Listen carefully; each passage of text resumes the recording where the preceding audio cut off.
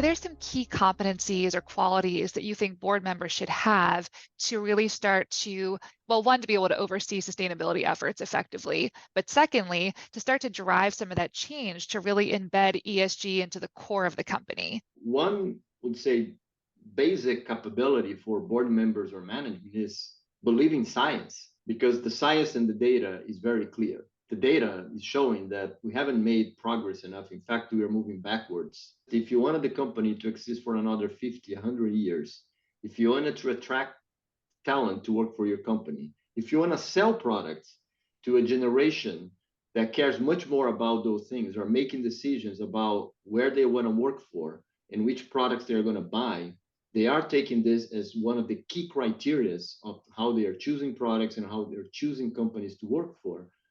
Just be selfish about it and trying to understand what's going on, what's the baseline for my company, and then how do I get help? There is no shame of saying, we don't know what we don't know, but be curious about, understand that it is the responsibility of every management, senior management, or every board to be aware the importance of actually driving a more sustainable growth and sustainable future. I like to say, there is no plan B.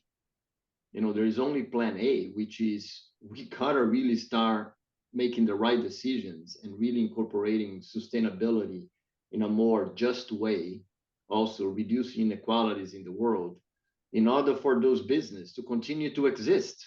It's pure and simple.